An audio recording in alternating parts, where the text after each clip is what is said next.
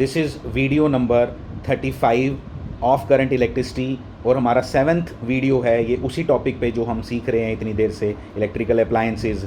अब इस वीडियो के अंदर ना और इसके आगे के वीडियोस के अंदर अब हम लोग करंट और हीट को कंपेयर करने वाले हैं। मतलब इसको बोलते हैं thermal effects of current. Thermal effects of current, हमें मालूम है कि जब भी करंट किसी रेजिस्टेंस में से पास करती है तो उसके कारण उसमें पावर बनती है, उसमें हीट बनती है I²R। ठीक है, तो वही हम यूज़ करते हैं पानी को गर्म करने में, हर चीज़ के लिए। गीज़र में यही फिनोमिना चलता है। आप घर के अंदर रॉड्स लगाते हो, कई बार बकेट के अंदर रॉड डाल के पानी को गर्म करते हो, वो चलता है। इलेक्ट्रिक केटल्स में ये फिनोमिना चलता है, देखेंगे अभी। ए कॉपर केटल weighing 1000 ग्राम contains 900 grams of water at 20 degree Celsius. 12 minutes लगे उसको गर्म करने में। कहाँ तक पहुँचाया? 100 डिग्री सेल्सियस तक। ठीक है, तो हम देखेंगे, पहले देखेंगे हीट रिक्वायर्ड। अच्छे से लिखना आप, हीट रिक्वायर्ड आप पूरा लिखना। मैं मैं H = लिखूँगा। Heat required to raise the temperature of 900 grams of water by 80 degree Celsius by 80 degree Celsius is equal to, देखो 900 ग्राम ऑफ वाटर है, लेकिन कुछ अब कैटल के अंदर गर्म हो तो कैटल भी गर्म होगी। तो कैटल कितनी है 1000 ग्राम, लेकिन इसका वाटर इक्विवेलेंट निकालेंगे। वाटर इक्विवेलेंट कैसे निकालेंगे? हमें मालूम है इसकी जो स्पेसिफिक हीट है ना वो कितनी है 0.1 और वाटर की कितनी है 1, तो यानी कि 10% है उसके, तो इसका वेट भी 10% कर दो, इसको 100 कर दो, इंटू 1 ले लो। अब दोनों की हमने स्पेसिफिक हीट क्या ले ली 1, बात समझ आ गई आपको? इंटू डेल्टा टी 80 दी है, लिख दो 80। इतनी हीट चाहिए उसको हीट करने के लिए, ये हमें पता चल गया कि इतनी हीट हमें रिक्वायर्ड होगी। लेकिन ये कैलोरीज में आंसर आया क्योंकि तुमने स्पेसिफिक हीट के 1 ली है। इसको मल्टीप्लाई करेंगे 4.2 के साथ,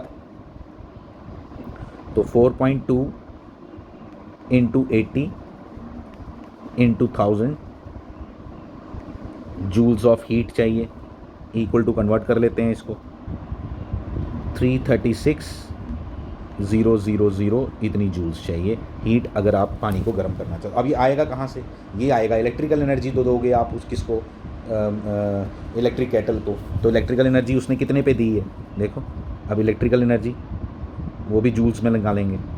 ठीक है, कितनी है 210 इंटू करंट हमने निकालनी है, इंटू टाइम 12 मिनट्स हमें दिया हुआ है।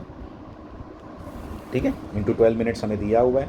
ठीक है, VIT पावर इंटू टाइम बोलो आप, VIT मत बोलो, पावर इंटू टाइम। तो पावर निकालने के लिए कई बार रेजिस्टेंस दिया हो तो I²R लगाते हैं, डिपेंडिंग अपॉन द सिचुएशन हम हैंडल करते हैं। तो ये कितना आ गया 210 into I into 20 into this. ये इतनी एनर्जी किसने बनाई?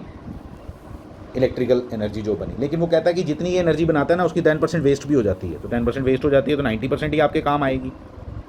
तो 90% मतलब 0.9 से मल्टीप्लाई कर दो इसको। ठीक है, तो ये इलेक्ट्रिकल एनर्जी जो यूज़फुल इलेक्ट्रिकल एनर्जी, इसको बोलना यूज़फुल इलेक्ट्रिकल एनर्जी। क्यों?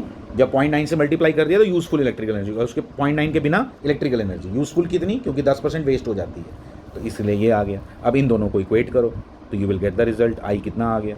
बस ये इसका क्वेश्चन है, अच्छे से कर लो इसको। Thank you. इसका अगला क्वेश्चन करते हैं अभी। ठीक है, इसका नेक्स्ट क्वेश्चन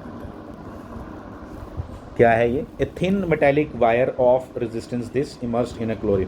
ठीक है, calorimeter containing this gram of water at 10 degree Celsius and current of this is, बिल्कुल सेम क्वेश्चन है, हाफ एंड आवर, आधे घंटे के लिए किया। वाटर इक्विवेलेंट ऑफ क्लोरीमीटर इस बार आपको पहले से दिया हुआ 10। तो सीधा हमें पहले ही पता चल गया H कितनी हीट चाहिए होगी, वो सब हम कैलकुलेट कर लेंगे। Heat required to raise the temperature of 250 gram of water, 250 + 10 260 हो गया। वाटर इक्विवेलेंट दिया हुआ पहले से, इंटू 1 इंटू कितना टेम्परेचर रेज किया, कितना टेम्परेचर, राइज इन टेम्परेचर हमने निकालना है। तो राइज इन टेम्परेचर निकालना है तो इसको आप डेल्टा T अननोन रख लो। ठीक है, राइज इन टेम्परेचर अगर आपने निकालना है तो डेल्टा T को अननोन रख दो। ठीक है, आ गया डेल्टा T, फाइन।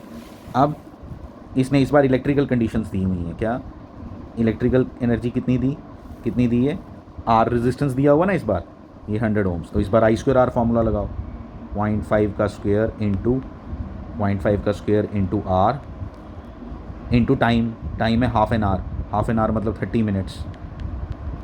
इतनी हीट बनी। ठीक है, इन दोनों को इक्वेट करो, डेल्टा टी निकल गया, ख़त्म हो गया क्वेश्चन। ये पीछे वाले क्वेश्चन से ज़्यादा इजी था, इसको अच्छे से करके रखो। ये थोड़ा अलग क्वेश्चन है, कुछ भी नहीं है इसमें, ये टेम्परेचर राइज पे है, ये वाला फार्मूला लगना है इसमें, R new is equal to R1 plus alpha delta T, ये क्वेश्चन लगाना है।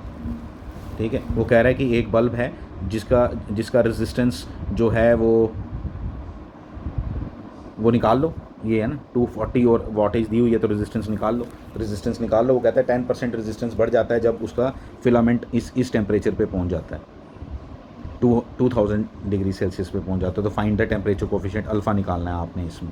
हमने ये क्वेश्चन पहले भी किए हैं इस तरह के, ठीक है, जब हमने टेम्परेचर वाला पढ़ा था। कुछ नहीं, बल्ब का क्वेश्चन नहीं है ये बेसिकली क्वेश्चन उसी का है, सिर्फ बल्ब का रेजिस्टेंस आपको निकालना आना चाहिए, वो आपको सिखाया है मैंने कैसे निकालते हैं। V²/P करके आपका रेजिस्टेंस निकल जाएगा, 10 टाइम्स वो बढ़ रहा है, तो ये अगर आपको मालूम है 10 टाइम्स बढ़ रहा है तो आप सीधा इसको 10R भी लिख सकते हो, कोई प्रॉब्लम नहीं।